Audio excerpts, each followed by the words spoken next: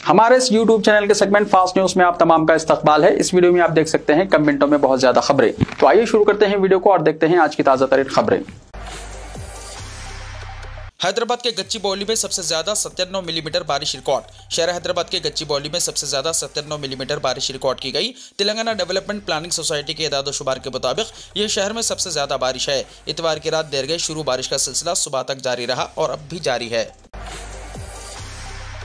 तेलंगाना में शदीद बारिश और सैलाब से 15 अफराद हलाक, 5 अफराद लापता, मरने वालों को फीकस 5 लाख रुपए का मुआवजा।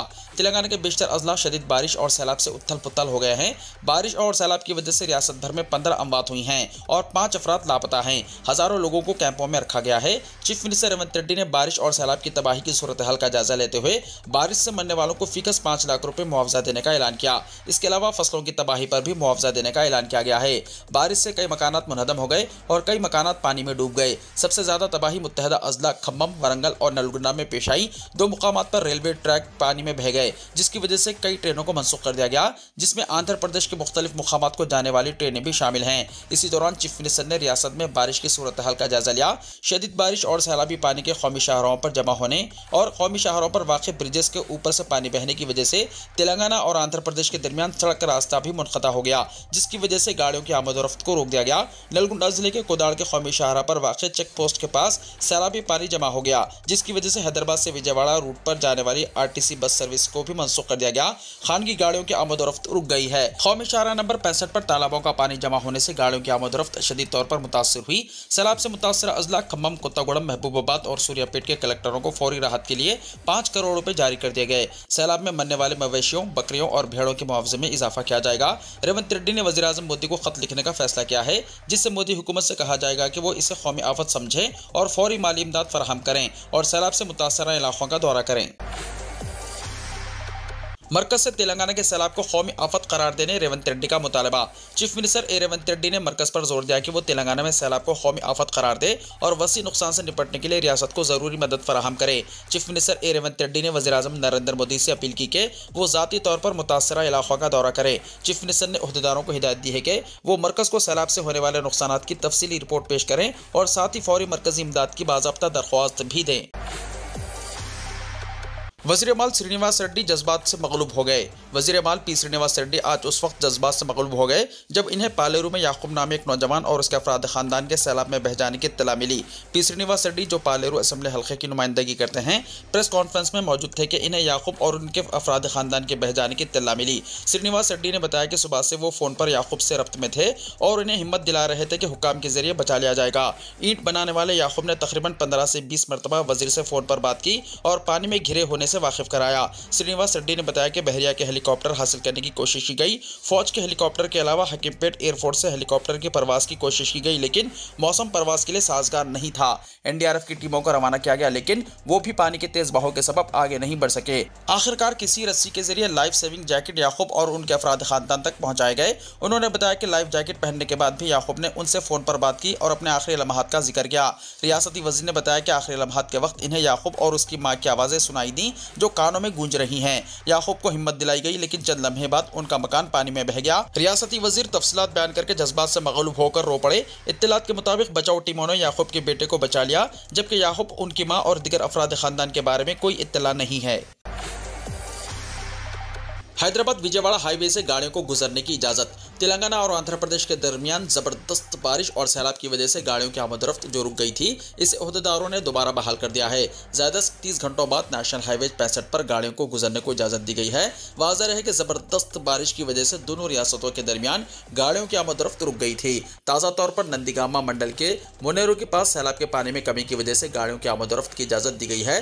पुलिस के पहरे में गाड़ियों को रवाना किया जा रहा है। जिले सूर्यापेट के एसपी सनप्रीत सिंह ने एक बयान में कहा कि चूंकि हैदराबाद विजयवाड़ा NH 65 पर नंदीगामा में सैलाब की सतह कम हो गई है, हैदराबाद और विजयवाड़ा के दरमियान गाड़ियों की आमद-ओ-रफ्त मामूल के मुताबिक जारी है। आंध्र तेलंगाना सरहद पर गुरेगा पाडू के मुकाम पर पुराना पुल गिरने की वजह से नए पुल से गाड़ियों को जाने की इजाजत दी जा रही है। नए पुल से गाड़ी सवारों को मुहतात तरीके से गुजरने का मशवरा दिया गया है। एसपी ने गाड़ी चलाने वालों पर जोर दिया कि वो गाड़ियां एहतियात से चलाएं। तेज रफ्तारी से गाड़ियां ना चलाने का मशवरा दिया गया है। मुतासरा खानदानों के लिए 10,000 रुपए की फौरी माली इमदाद का ऐलान। बारिश से 5,000 करोड़ का नुकसान। चीफ मिनिस्टर रेवंत रेड्डी ने आज शदीद बारिश और सैलाब से मुतासर अजला खम्मम और सूर्यापेट का दौरा करते हुए मुतासरीन से मुलाकात की और मुनीरू नदी के सैलाबी पानी से नुकसान होने वाले किसानों और अफराद को हर तरह की मदद करने का तयक़ुन दिया। उन्होंने मुतासरीन को हिम्मत से काम लेने का मशवरा दिया। इस मौके पर चीफ मिनिस्टर ने मुतासरा खानदान में फौरी इमदाद के तहत हर खानदान को 10,000 रुपये की माली इमदाद का ऐलान किया। उन्होंने बताया कि रियासत में बारिश की वजह से इब्तिदाई रिपोर्ट के मुताबिक 5,000 करोड़ का नुकसान हुआ है। उन्होंने वज़ीर आज़म से रियासत का दौरा करने और फौरी तौर पर 5,000 करोड़ की इमदाद रवाना करने का मुतालबा किया और फौरी तौर पर 2,000 करोड़ रुपये मंजूर करते हुए जारी करवाने की मरकजी वज़रा किशन रेड्डी और बंडी संजय से अपील की।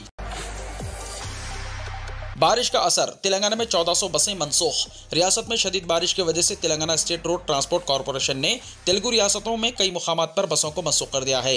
इतवार की रात तक 877 और पीर की सुबह 570 बसें मनसूख कर दी गई हैं, यानी कि अब तक जुमला 1400 से ज़्यादा बसें मनसूख की गई हैं। आरटीसी हुक्काम ने बताया कि खम्मम, विजयवाड़ा और महबूबाबाद की तरफ जाने वाली सड़कें मुकम्मल तौर पर पानी में डूबी हुई हैं, इसलिए इन रास्तों पर बसें मुकम्मल तौर पर मनसूख कर दी गई हैं। उनका कहना था कि सैलाब की सूरत हाल में कमी के बाद उन रास्तों पर दोबारा बसें चलाई जाएंगी। बताया जाता है कि हैदराबाद से विजयवाड़ा जाने वाली बसों का रुख गुंडूर के रास्ते मोड़ दिया गया है। बताया गया है कि जिले खम्मम के लिए बसें मामूल के मुताबिक चल रही हैं। इसी तरह विकाराबाद से 212 के बजाय 50 बसें चलाई जा रही हैं। श्रीराम सागर प्रोजेक्ट के दरवाजे खोल दिए गए। रियासत तेलंगाना के जिले निजामाबाद में वाक़ श्रीराम सागर प्रोजेक्ट, जो कि पोचमपाड़ प्रोजेक्ट के नाम से भी मशहूर है, इसके दरवाजे खोल दिए गए। SRSP सुपरिटेंडिंग इंजीनियर ने बताया कि प्रोजेक्ट की पानी की सतह तकरीबन 90% तक पहुंच गई है, इसलिए प्रोजेक्ट के दरवाजे खोलकर पानी दरियाई गोदावरी में छोड़ा गया। उन्होंने गोदावरी नदी के आसपास के इलाकों के आवाम से चौकस रहने की अपील की। मच्छरों से ख्वाहिश की गई है कि वो शिकार पर ना जाएं। उन्होंने कहा कि माहीगीरों, चरवाहों और किसानों को चाहिए कि वो मवेशियों और भेड़ों को दरिया के आबगिर इलाके में दाखिल होने से रोकें। अदरक और लहसुन की कीमतों में फ़र्क से आम आदमी पर इजाफी बोझ। हैदराबाद में तरकारियों और दीगर अशिया की कीमतों में वक्फे से तब्दीली वाक़ होती है, लेकिन पकवान में लाजमी तौर पर इस्तेमाल होने वाले अदरक लहसुन की कीमतों ने गरीब और मुतवस्सित तबक़ात के लिए मुश्किलात पैदा कर दी हैं। रिटेल मार्केट में अदरक लहसुन की कीमतें हालिया अरसे में बढ़ चुकी हैं और होलसेल मार्केट में भी इजाफी कीमतें आम आदमी के लिए बोझ बन चुकी हैं। दिलचस्प बात यह है कि अदरक लहसुन अगरचे दोनों एक ही मुरक्कब समझे जाते हैं, लेकिन दोनों की कीमतों में फ़र्क देखा गया है। होलसेल मार्केट में अदरक फ़ी किलो 120 से 150 रुपये फ़रोख्त की जा रही है, जबकि लहसुन की कीमत 350 रुपये से 400 रुपये फ़ी किलो है। अक्सर देखा गया है कि अदरक और लहसुन की कीमतों में कोई ज़्यादा फ़र्क नहीं होता, क्योंकि दोनों का एक साथ इस्तेमाल किया जाता है। अदरक और लहसुन की कीमतों में फ़र्क के सबब दोनों के पेस्ट की कीमत में भी इजाफा कर दिया गया है, जिसका पकवान में इस्तेमाल होता है। दुकानदारों का कहना है कि अदरक और लहसुन की पैदावार में कमी के सबब कीमतों में इजाफा हुआ है। रेवंत रेड्डी को कैश फॉर वोट मामले में सुप्रीम कोर्ट का नोटिस। सुप्रीम कोर्ट ने तेलंगाना में 2015 के मुबैना कैश फॉर वोट घोटाला केस में तेलंगाना के वज़ीर आला रेवंत रेड्डी को अवामी बयान देने में तहम्मुल से काम लेने की नसीहत करते हुए एक नोटिस जारी करके 2 हफ्तों में जवाब दाखिल करने की हिदायत दी। जस्टिस BR गवाई और जस्टिस के विश्वनाथन की बेंच ने भारत राष्ट्र समिति यानी BRS के MLA गुंटा कुंडला जगदीश रेड्डी और 3 दिगर की अर्जी पर कांग्रेस लीडर रेड्डी के अलावा दिगर मुलजिमीन से 2 हफ्तों के अंदर जवाब देने के लिए कहा। तेलंगाना के इन 11 अजला में मंगल को भारी बारिश, स्कूलों को तातील देने मुतल्लिका जिले कलेक्टर को फैसला लेने की हिदायत। चीफ सेक्रेटरी शांति कुमारी ने 11 अजला आदिलाबाद, जगत्याल, कामारेड्डी, आसिफाबाद, मेदक, मेडचल, मलकाजगिरी, निर्मल, निजामाबाद, पेद्दापल्ली, संगारेड्डी और सिद्दीपेट के जिले कलेक्टर्स और जिले SPs के साथ टेलीकॉन्फ्रेंस मुनक्किद की और मंगल को होने वाली शदीद बारिश के नुकसानात को रोकने की हिदायत दी और चौकस रहने का मशवरा दिया। इस मौके पर चीफ सेक्रेटरी ने मज़कूरा 11 अजला के जिले कलेक्टर्स को मशवरा दिया कि वो मुकामी सूरत हाल और बारिश को देखते हुए तालीमी इदारों को तातील देने का फैसला करें। उन्होंने सुवर्णा और कोड़म प्रोजेक्ट के दरवाजों को खोल देने पर नशीबी इलाकों के अवाम को महफूज मुकामात पर मुंतकिल करने की जिले कलेक्टर निर्मल को हिदायत दी। उन्होंने कहा कि निर्मल जिले को NDRF की 31 कारकुनों पर मुश्तमिल टीमों को 4 कश्तियों के साथ भेजा जाएगा। चीफ सेक्रेटरी ने कहा कि मज़कूरा 11 अजला में मंगल को भारी बारिश के इम्कानात हैं, जिसके पेश नज़र जानी और माली नुकसानात को होने न दें। इस मौके पर DGP जितेंद्र, डिजास्टर मैनेजमेंट के special secretary Arvind Kumar, fire service के DG नागी रेड्डी, महकमा आबपाशी के स्पेशल सेक्रेटरी प्रशांत जीवन पाटिल भी टेलीकॉन्फ्रेंस में मौजूद थे। विजयवाड़ा में सैलाब, वायस जगन का सैलाब से मुतासरा इलाकों का दौरा। बारिश से मुतासरा लोगों ने विजयवाड़ा की घुटनों तक डूबी गलियों और इलाकों का पैदल दौरा किया। अवाम ने YSRCP के सदर वायस जगन मोहन रेड्डी को अपनी मुश्किलात बयान की। मुतासरा अवाम ने जगन को बताया कि हमारे लिए पानी और खुराक नहीं है, अभी तक कोई अवामी नुमाइंदा हमारे पास नहीं आया है। उन्होंने मजीद कहा कि इंतजामिया इन्हें रिलीफ फराहम करने में मुकम्मल तौर पर नाकाम रही है। मुतासर अफराद ने जय जगन के नारे लगाए। आंध्र प्रदेश के विजयवाड़ा, NTR, गुंटूर, कृष्णा, एल्लूरू, पालनाडु, बापटला और प्रकाशम अजला में आज तीसरे दिन भी मौसलाधार बारिश जारी रही। सैलाब का पानी लोगों के घरों में दाखिल हो गया है, जबकि विजयवाड़ा में नशीबी इलाके मुकम्मल तौर पर डूब गए हैं। तेलंगाना और आंध्र प्रदेश में बारिश की तबाही, राहुल गांधी का इजहार तशवीश। कांग्रेस कायद और लोकसभा में कायद अपोजिशन राहुल गांधी ने तेलुगु रियासतों तेलंगाना और आंध्र प्रदेश में शदीद बारिश और सैलाब की सूरत हाल पर दुख का इजहार किया। राहुल गांधी ने दोनों रियासतों की सूरत हाल पर तबसरा करते हुए महलूकीन के अफराद खानदान से गहरी हमदर्दी और इजहार ताज़ियत किया। उन्होंने दोनों रियासतों के कांग्रेस कायदीन और कारकुनों से अपील की कि बचाव और राहत के इक़दाम में हिस्सा लेते हुए मुतासरीन की मदद करें। उन्होंने तेलंगाना हुकूमत की जानिब से मुतासरा इलाकों में राहत और बचाव के कामों पर इत्मीनान का इजहार किया और कहा कि तेलंगाना हुकूमत हत्तल मकदूर रिलीफ के काम अंजाम दे रही है। आफात समावी की इस घड़ी में हर किसी को इमदादी कामों में अपना रोल अदा करना चाहिए। राहुल गांधी ने मरकजी और रियासती हुकूमतों को मशवरा दिया कि दोनों रियासतों में मुतासरीन की मदद के लिए इक़दाम करें। इत्तलात के मुताबिक राहुल गांधी ने दोनों रियासतों में बारिश और सैलाब की सूरत हाल पर रिपोर्ट तलब की है। तवक्को है कि वो बचाव और इमदादी कामों के सिलसिले में चीफ मिनिस्टर रेवंत रेड्डी से रब्त कायम करेंगे। चीफ मिनिस्टर आज खम्मम के 2 रोज़ा दौरे पर रवाना हो गए, लिहाजा राहुल गांधी से रब्त कायम न हो सका। बताया जाता है कि general secretary AICC incharge Telangana Deepa Das Munshi और प्रदेश कांग्रेस कमेटी की जानिब से पार्टी हाईकमान को हुकूमत की जानिब से इमदादी कामों और ताज़ा तरीन सूरत हाल से मुताल्लिक रिपोर्ट रवाना की गई है। इसी दौरान सदर कांग्रेस मल्लिकार्जुन खड़गे ने भी दोनों रियासतों में बारिश की तबाहकारियों पर अफसोस का इजहार किया। उन्होंने हलाकतों पर दुख का इजहार करते हुए पार्टी कायदीन और कारकुनों से अपील की है कि वो अपने अपने इलाकों में इमदादी काम अंजाम दें ताकि मुतासरीन की मदद हो। दिल्ली के रुकन असेंबली अमानतुल्लाह खान गिरफ्तार। दिल्ली में आम आदमी पार्टी के MLA अमानतुल्लाह खान को एनफोर्समेंट डायरेक्टोरेट ने पीर को मनी लॉन्ड्रिंग केस में गिरफ्तार कर लिया। कल सुबह से उनके घर की तलाशी ली गई। अमानतुल्लाह पर दिल्ली वक्फ बोर्ड में तकर्रोरियों और इस इदारे से ताल्लुक रखने वाली 100 करोड़ रुपए की जायदादों की लीज से मुताल्लिक बेज़ाब्तियों में मुलविस होने का शुबा है, जिस पर इन्हें गिरफ्तार कर लिया गया। क़ब्ल अज़ीं अमानतुल्लाह खान ने कल सुबह एक्स पर एक वीडियो पोस्ट करते हुए ED के ओहदेदारों की उनके घर आमद की इत्तला दी थी और उनकी गिरफ्तारी के इम्कानात को जाहिर किया था। अमानतुल्लाह खान को बगैर सबूत के गिरफ्तार किया गया, संजय सिंह ने कहा। आम आदमी पार्टी के सीनियर लीडर और राज्यसभा मेंबर पार्लियामेंट संजय सिंह ने कहा कि पार्टी के मेंबर असेंबली अमानतुल्लाह खान को बगैर सबूत के गिरफ्तार किया गया, जो भारतीय जनता पार्टी यानी BJP को महंगा पड़ने वाला है। मिस्टर सिंह ने ट्विटर पर लिखा, यह गुंडागर्दी BJP वालों के लिए बहुत महंगी साबित होगी। आप दिल्ली में बुरी तरह हारेंगे। अमानतुल्लाह खान को बगैर सबूत के जबरदस्ती गिरफ्तार किया गया है। ताहम तहकीकाती एजेंसी इन्फोर्समेंट डायरेक्टोरेट यानी ED की तरफ से कोई सरकारी बयान जारी नहीं किया गया है। हमने एक मस्जिद खो दी है, मस्जिद नहीं खोना चाहते। अवैसी ने वक्फ बिल से मुताल्लिक कहा, जल्द ही करेंगे तहरीक का ऐलान। AIMIM के सरबराह असदुद्दीन अवैसी ने वक्फ तरमीमी बिल को लेकर एक बार फिर मरकज की मोदी हुकूमत को तनकीद का निशाना बनाया। इसके साथ ही उन्होंने कहा कि वो जल्द तरमीमी बिल के खिलाफ तहरीक चलाने का ऐलान करेंगे। उन्होंने कहा कि हमने एक मस्जिद खो दी है और अब हम मसाजिद, खानखाहों, दरगाहों और यतीम खानों को खोना नहीं चाहते। अवैसी ने कहा, इसलिए हम जल्द ही वक्फ को बचाने के लिए तहरीक का ऐलान करेंगे। अवैसी ने पूछा, वज़ीर आज़म मोदी, आप मुसलमानों के लिए सेंट्रल वक्फ काउंसिल और रियासती वक्फ बोर्ड में गैर मुस्लिमों को मेंबर क्यों बनाना चाहते हैं? इस मुल्क की ताकत यह है कि हर मजहब के पैरोकारों को अपने मज़ाहिब पर चलना चाहिए, लेकिन वज़ीर आज़म नरेंद्र मोदी सिर्फ मुसलमानों को निशाना बना रहे हैं ताकि वो इंतखाबात में हार ना जाएं। अवैसी तेलंगाना के महबूब नगर में एक इजलास आम से खिताब कर रहे थे। उन्होंने कहा कि वक्फ का मसला देवबंदी, बरेलवी और अहले हदीस का नहीं बल्कि पूरे मुसलमानों का मसला है। मैं वज़ीर आज़म नरेंद्र मोदी से पूछना चाहता हूं कि अगर वक्फ बन जाता है तो किस कानून के तहत मेरी जायदाद की हिफाजत की जाएगी? अवैसी ने कहा, जो हिटलर के दौर में जर्मनी में यहूदियों के साथ दोहराया जाता था, आज वही चीज़ हमारे प्यारे मुल्क में मुसलमानों के साथ दोहराई जा रही है। BJP के लोग कहते हैं कि 8 लाख एकड़ ज़मीन वक्फ की है, तो सुन लें, ज़मीन किसी हुकूमत, RSS, BJP या सियासी पार्टी ने नहीं दी बल्कि हमारे बुजुर्गों ने दी है। हैरानकुन बात यह है कि महाराष्ट्र में एक बुजुर्ग मुसलमान पर हमला करने वाले पुलिस में भर्ती होने के लिए एग्जाम देने जा रहे थे। मुसलमानों पर मजालिम करने वाले गुंडे हमेशा टोलियों में आते हैं। आला हज़रत एक सच्चे आशिक़ रसूल थे, शेख अबू बकर ने कहा। आला हज़रत इमाम अहमद रज़ा खान क़ादरी रहमतुल्लाहि तआला अलैह के 106वें उर्स मुक़द्दस के मौके पर आज यहाँ मुल्क की अज़ीमुशान दीनी और असरी इस्लामी यूनिवर्सिटी जामिया मरकज़ सक़ाफ़तुस्सुन्निया कैलिकट में ग्रैंड मुफ्ती ऑफ इंडिया और जामिया मरकज़ सक़ाफ़तुस्सुन्निया के सरपरस्त आला शेख अबू बकर अहमद की क़यादत में एक रोज़ा अज़ीमुशान उर्स रज़वी तक़रीब की तक़रीब मुनक़्क़िद हुई, जिसमें सैकड़ों शुमाली और मलबारी तलबा समेत अराकीन और असातिज़ा कसीर तादाद में शरीक हुए। इस मौके पर जामिया के रूह रवां शेख अबू बकर ने अपने कुलीती खिताब में अवाम अहले सुन्नत को 106वें उर्स मुक़द्दस की मुबारकबाद पेश करते हुए आला हज़रत की ज़िंदगी पर जामे रोशनी डाली। शेख अबू बकर अहमद ने कहा कि आला हज़रत शुमाल हिंद के शहर बरेली के जलीलुल क़द्र मशहूर और मारूफ फ़िक़िया आलिम दीन थे, जो एक सच्चे आशिक़ रसूल थे, जिनकी ज़िंदगी का हर गोशा दावत दीन में सर्फ हुआ।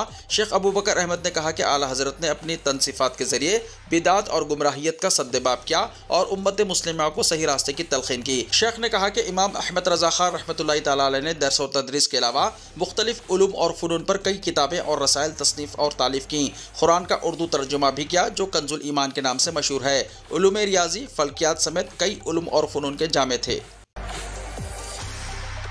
सुप्रीम कोर्ट ने बुलडोजर कार्रवाई को गैर कानूनी करार दिया, गाइडलाइंस तैयार करने की दी हिदायत। सुप्रीम कोर्ट ने पीर को बुलडोजर कार्रवाई पर सख्त तबसरे किए। सुप्रीम कोर्ट ने कहा कि किसी के घर को सिर्फ इसलिए कैसे गिराया जा सकता है कि वो शख्स मुलजिम या मुजरिम है। अदालत ने कहा कि घर गिराने से पहले पूरे मुल्क के लिए गाइडलाइंस जारी किए जाएं। यह मामला उस वक्त पैदा हुआ जब सीनियर एडवोकेट दिशिनेत दुबे ने अदालत से बुलडोजर कार्रवाई को रोकने के लिए हिदायत जारी करने की दरख्वास्त की। सुप्रीम कोर्ट के जस्टिस BR गवाई और जस्टिस KV विश्वनाथन की तरफ से पेश हुए सॉलिसिटर जनरल तुषार मेहता ने कहा कि एक गैर मनकुला जायदाद को महज इसलिए मुनहदम नहीं किया जा सकता कि कोई मुलजिम हो। SG मेहता ने कहा कि इन्हदाम तभी हो सकता है जब कोई ढांचा गैर कानूनी तौर पर बनाया गया हो। तहम उन्होंने ये भी दावा किया कि इस मामले को अदालत के सामने गलत तरीके से पेश किया जा रहा है। अगर आप इससे मुत्तफिक है तो हम गाइडलाइंस जारी करेंगे। सुप्रीम कोर्ट ने कहा कि गैर कानूनी तामीरात के खिलाफ कार्रवाई होनी चाहिए, लेकिन इसके लिए मुनासिब अमल होना चाहिए। अदालत ने कहा कि अगर तामीरात गैर कानूनी है तो ठीक है, लेकिन इसमें कुछ बाकायदगी होनी चाहिए। हम तरीक़ेकार तय करेंगे। जस्टिस विश्वनाथन ने पूछा कि ऐसे मामला से बचने के लिए हिदायत क्यों नहीं दी जा सकती।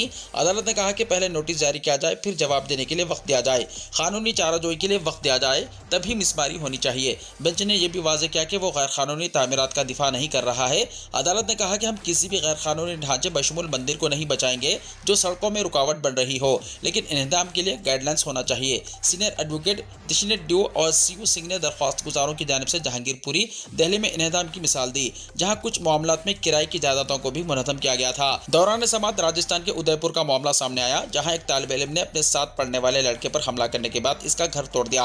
अदालत ने इसे गैर मुनसिफाना करार देते हुए कहा कि अगर किसी के बेटे ने जुर्म किया है तो उसका घर गिराना दुरुस्त तरीका नहीं है। अदालत ने कहा कि इस मामले की 17 सितंबर को दोबारा समाअत की जाएगी और इस मामले से निपटने के लिए तदावीज़ मांगी है।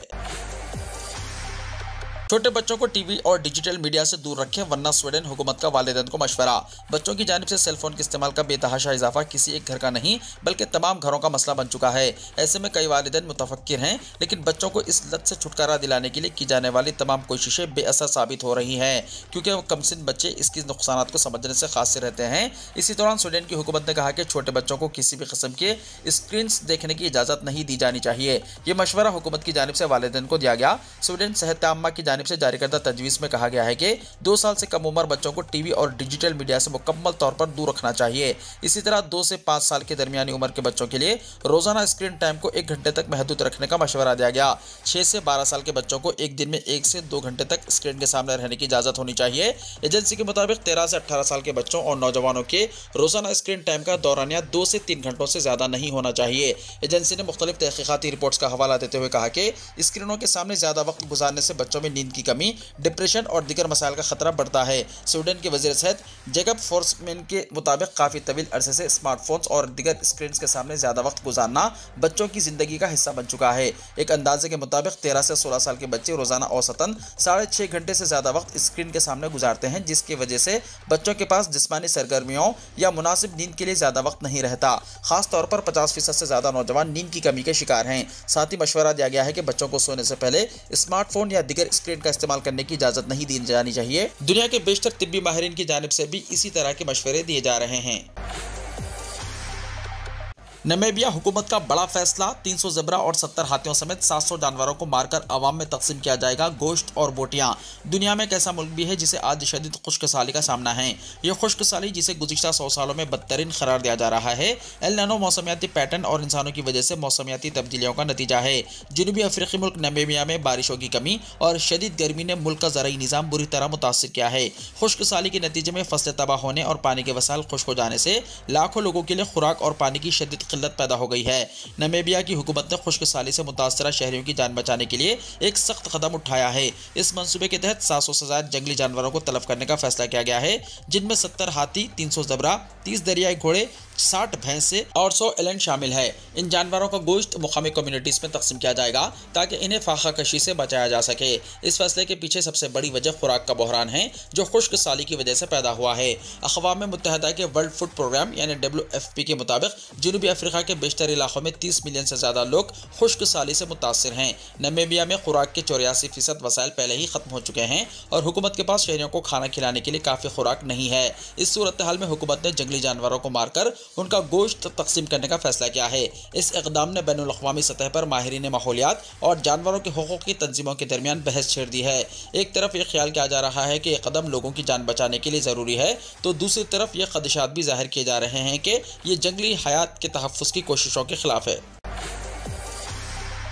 वीडियो को लाइक शेयर कीजिए और हमारे इस YouTube चैनल को सब्सक्राइब करते हुए इसके बेल आइकॉन को भी प्रेस कर लीजिए ताकि ऐसी ही ताज़ा तरीन खबरों का नोटिफिकेशन सबसे पहले आपको मिलता रहे।